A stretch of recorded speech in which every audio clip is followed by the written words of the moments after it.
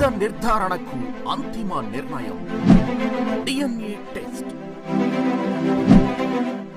ఉన్నది ఉన్నట్లుగా వాస్తవాలను శోధించి వివరించే మన DNA టీవీ, మన రాష్ట్రం, మన ఛానల్. ఇడుపుకల్లులోని సీతారామ గార్డెన్స్ లో 51వ జాతీయ జూనియర్ కబడ్డీ ఛాంపియన్షిప్ పోటీలు ప్రారంభమయ్యాయి. ఈ పోటీలను రాష్ట్ర మంత్రి కొల్లు రవీంద్ర, పెనమలూరు ఎమ్మెల్యే బోడే ప్రసాద్ లాంఛనంగా ప్రారంభించారు. రాష్ట్ర మంత్రి కొల్లు రవీంద్ర మాట్లాడుతూ 51వ జూనియర్ నేషనల్ కబడ్డీ ఛాంపియన్షిప్ లో 29 రాష్ట్రాలకు చెందిన క్రీడాకారులు పాల్గొనడం శుభపరిణామమని అన్నారు. కబడ్డీ ఆట ద్వారా శారీరక మానసిక ఆరోగ్యంతో పాటు టీం వర్క్ చేయడం వంటివి అలవర్చుకోవచ్చని అన్నారు. ప్రభుత్వం క్రీడా అభివృద్ధికి ఎంతగానో కృషి చేస్తుందని, త్వరలో క్రీడలను మరింత అభివృద్ధి చేసే విధంగా ప్రభుత్వం ముందుకు వెళ్లనుందని తెలిపారు. సీఎం చంద్రబాబు ఆంధ్రప్రదేశ్ ను స్పోర్ట్స్ హబ్ గా తీర్చిదిద్దుతున్నారని, అమరావతిలో స్పోర్ట్స్ కాంప్లెక్స్ నిర్మాణం చేస్తామని ప్రకటించారు. స్కూల్ గేమ్స్ నిర్వహణ ద్వారా గ్రామీణ ప్రాంత విద్యార్థుల్లోని ప్రతిభా పాఠవాలను వెలికి తీస్తామని చెప్పారు. సందర్భంగా అందరికీ అభినందనలు తెలియజేస్తూ, అలాగే ఏర్పాటు చేసిన శ్రీకాంత్ గారికి, అతిథులు గారికి చేసిన కొల్లు రవీంద్ర గారు, ఈరోజు రాష్ట్రంలో దేశంలో కానీ మరి ఇన్ఫ్రాస్ట్రక్చర్ చాలా తక్కువగా ఉన్నా కానీ క్రీడాకారులకి కొదవలేదు.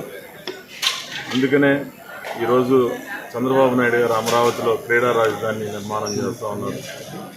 దేశంలో నెంబర్ 1 ఆంధ్రప్రదేశ్ క్రీడల్లో క్రీడాకారులు ఉండాలి, అలాగే ప్రపంచంలో భారతదేశంలోని క్రీడాకారులు నెంబర్ 1గా ఉండాలని కోరికతోటి ఇన్ఫ్రాస్ట్రక్చర్ అంతా కూడా డెవలప్ చేస్తూ ఉన్నారు. ఈరోజు ఇక్కడ జరుగుతున్న సందర్భంగా వారందరికీ కూడా హృదయపూర్వక అభినందనలు తెలియజేస్తారు. 51వ జూనియర్ కబడ్డీ ఛాంపియన్షిప్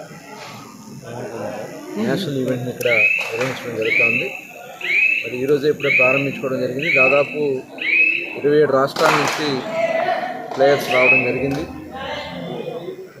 అద్భుతంగా ఇక్కడ ఏర్పాట్లు చేశారు.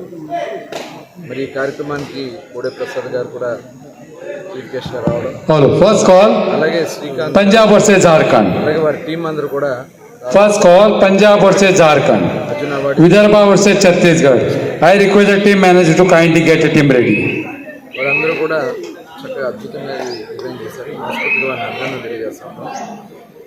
కబడ్డీ అంటేనే మన తెలుగువారికి, ముఖ్యంగా భారతీయులకి గ్రామీణ క్రీడగా మనం భావిస్తాం.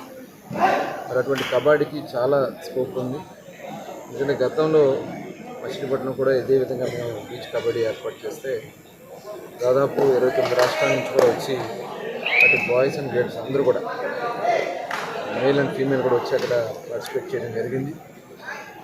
క్రౌడ్ కూడా పెద్ద ఎత్తున వచ్చి దాన్ని ఆస్వాదించడం జరిగింది.